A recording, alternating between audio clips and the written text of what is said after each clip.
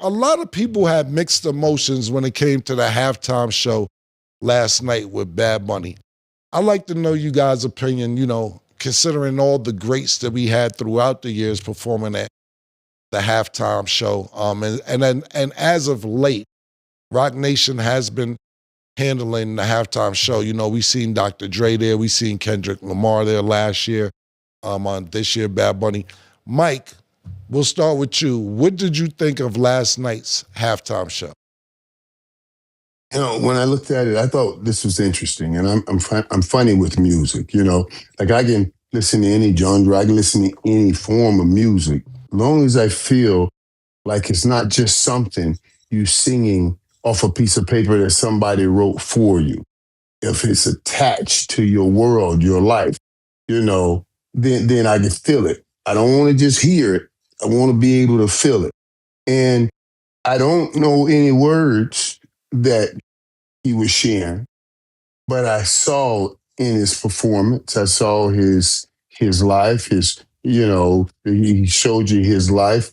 I thought he showed you all of his culture coming through that. I thought that was a great, interesting thing to see. You know what I mean? I felt his performance. So I liked it from that standpoint. Even though I didn't really understand, the words, but I felt it. So I absolutely liked it. Mike, where do you give this a ranking 1 to 10 on halftime performances, being that you've seen a lot of halftime performances in your life? I can't. Mike, Mike, just give me a 1 to 10, Mike. You're sugarcoating it, man. I can't even rank it in there. I can't. Why you can't rank it? I wouldn't rank it. Why you can't rank it? I wouldn't rank it. I wouldn't rank it up in there. First of all, I didn't understand a word he was saying because I don't know the language. I don't know the language. You know what I mean? So how can I compare them and do some comparative analysis to a Michael Jackson or a Prince when I know not even the words? Man, Mike, even though I felt like you just scared them. You scared your Spanish niggas gonna be on your ass. You say the wrong thing. That's all that's about, Mike. Yeah, the niggas who gave you the poncho and all that. I know what's going on, Mike. Niggas do a parade for you. They threw a parade for you a couple months ago too, Mike. If you don't, just say that. I'd rather you say that. I don't want to. You can't give me a 1 to 10. Like, yo, you're one of the best spinners I've ever seen, Mike. How can you rank him? How can we rank him? We talking about some of the greatest artists we've ever known. Michael Jackson, Prince. You know what I mean? Songs that we grew up on. I can't rank him and put him in there. So you saying he ain't even make a ranking? Is what you saying? Not up there. So not up there. So he's minus 0. You're saying? Going up there. So he's under 0. No, I ain't say that. That's what you said. I'm trying to say, what kind of ranking do you give him in the Super Bowl? Yo, Mike, you wild, man. I say he did good. But okay, let me tell you. When I first made some money, man, and this is interesting too. Then I started saying, I'm going to get out of the country, and I went and got a passport and everything. And they were talking about this. They were talking about how many Americans don't have passports. You know what I mean? Because we think it's all about us. We don't want to go anywhere else or do anything. We think it's all about us. I thought it was interesting to be around and see some new culture, especially for those of us that never go anywhere. Right. You know how crazy it is? Is that Mike went to how far back when he told about niggas couldn't get a passport. All because he liked the IENs, the Puerto Ricans, the Colombians, the Dominicans. Yeah. He like all that. So he got to go back and tell a whole story about a passport and how Americans don't. All I asked you, bro, 1 through 10, what was it? And now we got, we'll move on. Arabia, how did you feel about the performance last night? And how did you rank it, man? Okay, so first of all, just to be fair to Americans without passports, America is a huge country. So it's so much to see, so many different climates. And a lot of Europeans have passports because they're tiny little countries and you can't go from one to another without like visas or passports. So just that's one thing. But anyway, you're doing the same huh? thing, Arabia. You doing the same Hey, thing that people talk I'm about. just Oh, we saying. don't need to visit them little old people, them little old Oh, things. That's now you he doing the trying to same drag thing, you into Arabia. Arabia. Look at that shit. Nigga always want a friend when they say the wrong thing. That's crazy. She ain't even finished her statement yet. Go ahead, Arabia, man. That's fucked up. Go ahead. Hey, yo, first of all, Arabia, real quick, Arabia. Tell them some shit in Spanish real quick. Curse them out real quick. Tell them just real quick. Pues la cosa que quiero decir es primero, quiero decir hola a todos mis hispanohablantes. Yo disfruté la música. Yo creo que fue muy bueno. And I enjoyed the music. Yeah, nigga. La música is universal. Mike Music ain't even is know. universal. Mike ain't even know you. Well, hey, I'm glad she wasn't talking that the other day. I'm glad she wasn't talking that the other day like that. Yeah, he ain't even know you was trilingual. I didn't know that, dog. Yeah.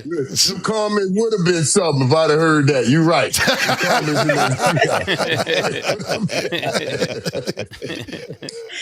Yeah, no, I really enjoyed the halftime performance. I love to see Cardi up there and Ricky Martin and just some of the special guests that he had. Just to have the culture represented on a big stage like that was great.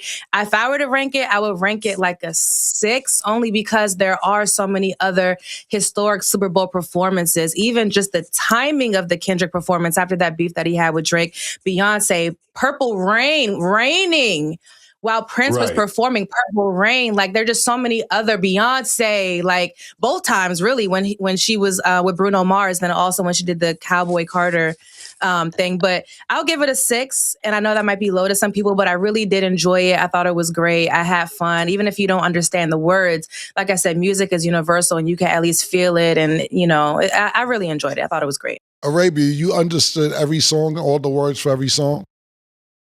Yes. And one thing that I want to talk about with one of his most popular songs is Yo Perreo Sola, which basically is supposed to be this woman's empowerment song. Like, I twerk alone and I do this thing alone. I don't club a lot, but when y'all do go to the club, I don't like that women only dancing with women or dancing by themselves. Like back in the day when we had basement parties and it was hot and sweating and dark, you would go to dance with somebody. But now it seems like women just want to dance with women and men just want to post up on the side with a drink and some diamonds. Like, what happened to dancing with each other? So this whole Yo Perreo Sola, like, I get it, like the overall message of it. But when we go to the club, let's get back to dancing.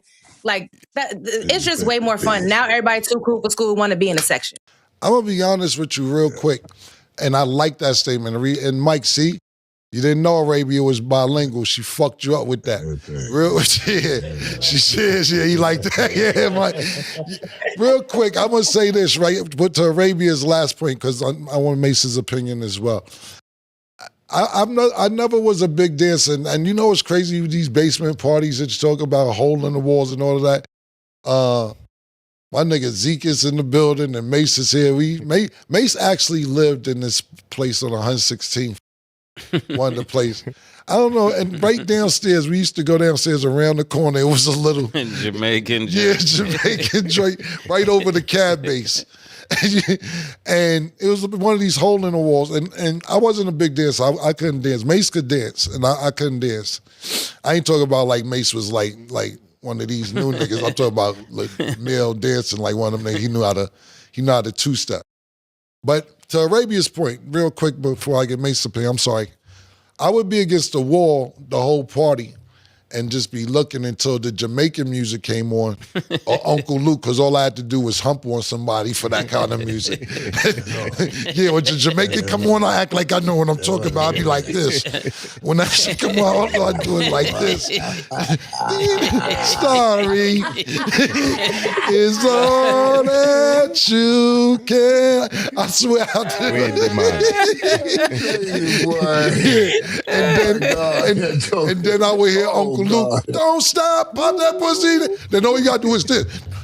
Doodle Brown. Like those are my side. You brought a flashback to me real quick when you said the hole in the wall. Right downstairs from Mace's house we used to go. Mace, half That was crazy though. But what was crazy, Mase? Doodle Brown and all that. Oh, well, blame Uncle Luke. You just looking for revenge because during the break, he said some wild shit, man. But okay. Fine with me, Mason. What do you think of the halftime performance last night? And where do you rank it? Mason. Wait, okay, I'm gonna go. What I'm saying is this. You know we taping the whole time. I can still keep you at it. I know. Yeah, man. I'm sorry. I'm trying to get my Bad Bunny take. Pause. I think with Bad Bunny, I think it would have been better if shout out to the whole Latin community with so much going on with people in the border and what happened in Minnesota. This is some great point that we get to see Spanish people enjoying themselves in America. It is a free country. But when it comes to this particular selection, I think it was selected based upon the city they were going to be in and who they were appealing to. So, but I think it's kind of controversial because when you think of the NFL, though they want fans, I'm not sure, and this is just my take, I'm not sure if that's the fans that they were going for, but I believe the people that were in charge that picked the talent just made this pair. But it pales in comparison to all of the people that have gone before. To me, it looks like the NFL is getting worse each year in their performance. That's for me as a performer. Thinking of a performance, if I had a budget to do a Super Bowl, you could do a greater show. I just think of that. Like you said, I had the privilege of seeing Purple Rain. I had the privilege of seeing Michael Jackson, and I'm just a person for excellence. So I think Chris Brown is way overdue. I don't know how everybody feel about Chris Brown personally, but Chris Brown is way overdue. So when I look at the Super Bowl, I think the person who should be performing is the person that nobody is better than. And I could think of several artists that could have done a better job. But shout out to Bad Bunny and the entire Latin community. I would give this a 4. I would give it a 4 in performance out of 1 to 10. That's very interesting. Welcome back. Okay, so Andrew Wiggins finally returned to the Warriors and got a standing ovation for his return. We now know he was attending to his dad's serious medical situation, but he has missed over 20 games. What are your thoughts? 20 games? Over 20. I can't trust no nigga named Andrew. Yeah, that's fucked up, yo. That's some fucked up shit, bro. I love Andrew Wiggins, but I'm thinking about it. Andrew Wiggins. Listen to this. Andrew Cunanan. You violating. Andrew Tate. You out of pocket, my nigga. You out of pocket. Hurricane Andrew. You out of pocket, my nigga. Name one of them Andrews you like. I'm not dissing Andrew, man. Nigga said I love Andrew Wiggins. Yo, listen, all right. But I'm just telling you, it's something in the name. I'm telling you, it's something in that name. You said he was suffering from a broken heart. I did. But now we find out it's his dad. So if it's his dad, and I put that with his heart, what that equal? Heartbroken? I ain't I don't know to correlate. Yo. Where do you get this from? Yo, listen. What I will say is this, that I'm happy to see Andrew Wiggins back. If you say it's your dad, I just lost my mom. I'm happy your dad is doing well. But if you leave room for speculation, what's gonna happen? We're gonna talk. People gonna speculate. It ain't even a hard answer. Give room for speculation. People gonna talk. So be on the half of it is what it is. My man Murder, we never met no hard feelings. A lot of people was coming at you, but you left room for speculation, so people speculate. I'm happy to see him back. A better question is this: what do you think about if the Warriors end up facing the Suns in the first round? With Andrew Wiggins back. There's too many ifs. As if he come back and if he's the same. Well, who you got then? The Suns versus Warriors. I gotta go with the Suns. Cause why? Cause his heart may be broken. That's what you saying. If his heart is broken, he ain't gonna be focused. I ain't gonna lie, man. That would be a great first round matchup. I'm not laughing at his pain. I'm just saying if his heart is broken, he's not gonna be focused. I mean, so what you laughing at then if you're not? I'm laughing because I'm happy. Yo, that shit sound wild. That's wild. What I will say is this, man. I think that'll be a very intriguing matchup. All the storylines behind the camera. Yeah. Like, you know, what you got Kevin Durant back in the Western Conference. You got Draymond Green. Yeah, the West is loaded right now. It's crazy. I think that'd be a great first round matchup. I would go with the Suns. But I think that Golden State, with Andrew Wiggins back, is very scary. Andrew Wiggins. You think they'll beat the Suns? I didn't say that. I don't go against Kevin Durant. Okay. I don't go against Kevin. Making sure. I'm making sure you're not too optimistic because you sound optimistic. Fucking, who am I optimistic for? Who am I optimistic for, bro? I said Andrew Cunanan, Andrew Tate, Andrew Jackson. I'm telling Yo, listen, I'm optimistic that I'm happy he's doing well. Against the Suns, I just don't go against Kevin Durant, but I do think Golden State is dangerous this time of year. All right. On a serious note, Andrew is glad to see you back. But speaking of basketball, Andre Drummond says he's the best walk-on in NCAA history. From 2011 to 2012, he found out UConn had no more scholarships. He said, quote, "I paid for school. Somebody just talked about it. I'm the best walk-on in NCAA history." Do you agree? Capricorn. Capricorn. I can't go no further. Yo, listen, man. Where was See now listen. Scottie Pippen? No, well, listen to what she's saying. Now that I hear the question is NCAA history. So I don't know, maybe for NCAA history, but I thought you was panning out his whole career. As a whole career, you can't go above Scottie Pippen as a walk-on. You know what I'm saying? Hornacek. Yeah, Jeff Hornacek. Like, you're not better than either one of those guys. But Jim Boeheim. Jim. I don't know Jim Boeheim as a player, as Syracuse coach. I know he's great, but damn, because he said NCAA. That was the fine print. That's the fine print. That's the fine print. I tell you this much. I don't know who you play for now, nigga. You was busting ass in Detroit, went to Brooklyn, ain't shit. Then all of a sudden you got missing. You started floating around. Why did you fucking stop being fucking as good as you was in Detroit? You fucking your bag up, my nigga. You had some potential. That's how you know a nigga missing. Nigga start saying dumb shit. It's no, UConn's in it. You know what? I'm the best. I'm the best. I'm the best walk-on ever in NCAA history. Pay myself. Like, nigga, nobody give a fuck if you was the best or not. Where you at now, my nigga? So wax that, actually. And that Andre is close to Andrew, though. All right. What I will say is that it is dope that you had that much confidence in yourself to pay for school and try out and get on, because it's not easy to be a walk-on. But stop acting like you the Michael Jordan of walk-ons, my nigga. They don't give out no trophies for that shit. Okay, so before we cut to break, Cam, we got to talk about it. Mario Chalmers responded to your 1v1 challenge.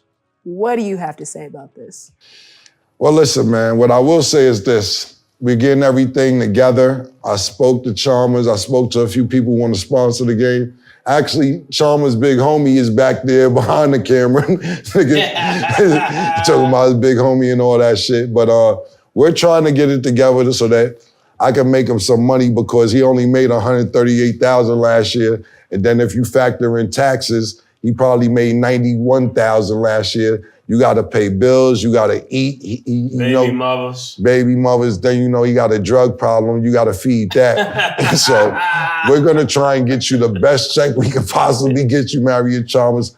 Life threw you a curveball, and we're here to help. So I'm going to work out and try and get everything that I possibly can get so that we can possibly get this game off the road. But one thing I will say, he's been on top of it. When I say that, pause. He's been on top of calling me, wanting to play.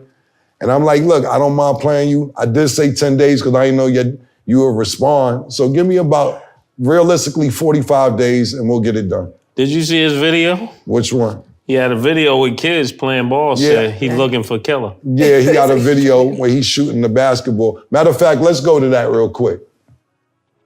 We're going to play a little game of knockout. Once you hit a shot, you go to the back of the line. One of the greatest shooters anybody's ever seen is Mario Chalmers back there. Out on camera. Maybe that's not surprising, but he's still in. Too easy. Hudson from downtown. Hudson Mason. Enjoy a free pair of AirPods. Hudson, you won yourself a game of knockout versus Mario Chalmers. Where the fuck are you at, Chuck E. Cheese? yo, what are you doing? Buster. Yeah, you and David Buster. David Buster, I see you over there. Yo, my nigga. Shooting Nerf ball. Yo, my nigga, I'm gonna keep it 100. You ain't get this much traction with the LeBron topic, nigga. I got you hot. Now, you are the B-side. They want to see that game, though, A Kevin. lot of people, Kevin Garnett, you know, I won't say name. A lot of people are willing to sponsor this game, so we're trying to get the business right. Yeah. And I'll bust your ass, Mario. 45 days and we're gonna get this done. Yep. Okay. Fucking fiend. Hey, can't wait to see it happen. We'll be right back.